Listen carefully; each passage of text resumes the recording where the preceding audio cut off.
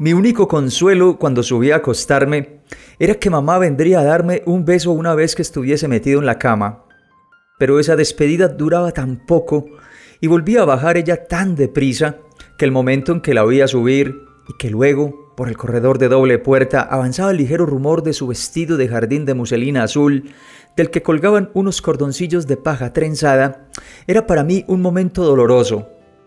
Anunciaba el que había de seguirle, cuando me habría abandonado, cuando habría vuelto a bajar, de modo que llegaba a desear que aquellas buenas noches que tanto amaba viniesen lo más tarde posible para que se prolongara el tiempo de tregua en que mamá aún no había venido.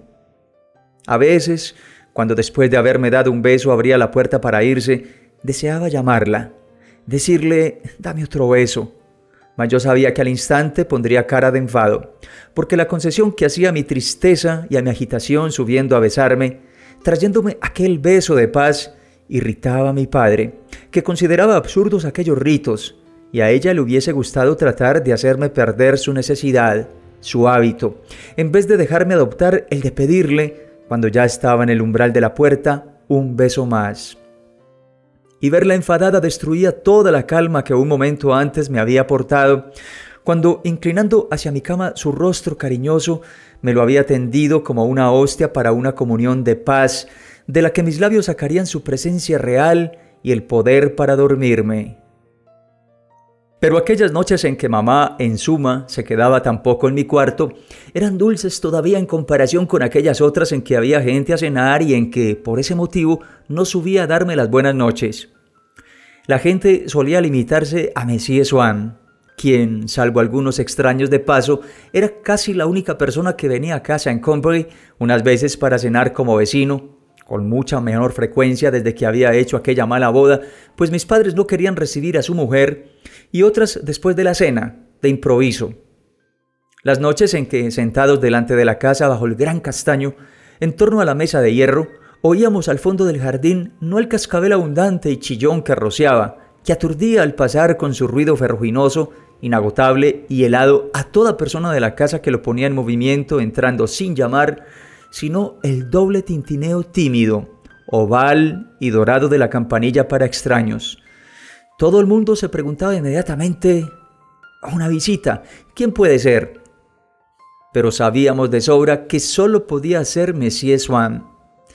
La tía abuela, hablando en voz alta para predicar con el ejemplo, en un tono que se esforzaba por volver natural, decía que no cuchicheásemos de aquel modo, que no hay nada más descortés para una persona que llega y a quien eso hace pensar que estaban diciéndose cosas que ella no debe oír. Y enviaban en descubierta a la abuela, siempre feliz de tener un pretexto para dar otra vuelta al jardín, y que aprovechaba para arrancar a escondidas, al pasar, algunos rodrigones de rosal, a fin de devolver a las rosas un poco de naturaleza, como una madre que, para huecarlos, pasa la mano por los cabellos del hijo que el peluquero ha aplastado demasiado. Todos quedábamos pendientes de las noticias que la abuela iba a traernos del enemigo, como si hubiéramos podido dudar entre un gran número de posibles asaltantes, y enseguida mi abuelo decía: «Reconozco la voz de Swann». De hecho, solo se le reconocía por la voz. Se distinguía mal su rostro de nariz aguileña, de ojos verdes bajo una alta frente rodeada por unos cabellos rubios, casi pelirrojos, peinados a lo Bazin, porque manteníamos la mínima luz posible en el jardín para no atraer a los mosquitos, y yo iba, como quien no quiere la cosa, a decir que trajesen los refrescos.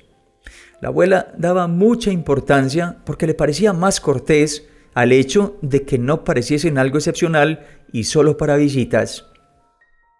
Aunque mucho más joven, Monsieur Swann mantenía estrechas relaciones con mi abuelo, que había sido uno de los mejores amigos de su padre, hombre excelente aunque raro, al parecer. Cualquier nadería bastaba para interrumpir los impulsos del corazón y desviar el curso de su pensamiento. Varias veces al año oía contar a mi abuelo, en la mesa, anécdotas, siempre las mismas, del comportamiento que había tenido el señor Swann padre en la muerte de su esposa, a la que había velado día y noche. El abuelo, que había estado mucho tiempo sin verle, había acudido a su lado, a la finca que los Swann poseían en los alrededores de Conbury, y había conseguido, evitando que asistiese a la introducción del cadáver en el ataúd, hacerle abandonar por un momento, arrasado en lágrimas, la cámara mortuoria. Dieron unos pasos por el parque, donde había un poco de sol. De pronto, Monsieur Swann había exclamado, cogiendo a mi abuelo del brazo: «¡Ay, viejo amigo! ¡Qué gusto pasear juntos con este tiempo tan bueno! ¿No le parece una delicia? Con todos estos árboles, esos espinos y mi estanque, por el que todavía no me ha felicitado. Me parece usted un tanto mustio. ¿Siente esta ligera brisa? Digan lo que digan, la vida también tiene cosas buenas, querido Amédée». Bruscamente lo asaltó el recuerdo de su mujer muerta, y pareciéndole sin duda demasiado complicado tratar de saber cómo había podido dejarse llevar, en un momento así, por un impulso de alegría, se limitó con gesto familiar en él, siempre que una cuestión ardua se presentaba a su mente, a pasarse la mano por la frente, secarse los ojos y los cristales de los quevedos. Sin embargo, no logró consolarse de la muerte de su mujer, y durante los 2 años que la sobrevivió le decía a mi abuelo: «Es raro. Pienso con frecuencia en mi pobre esposa, pero no puedo pensar mucho en ella cada vez». Con frecuencia, pero poco cada vez, como el pobre Swann padre. Se había convertido en una de las frases favoritas de mi abuelo, que la pronunciaba en las situaciones más diversas.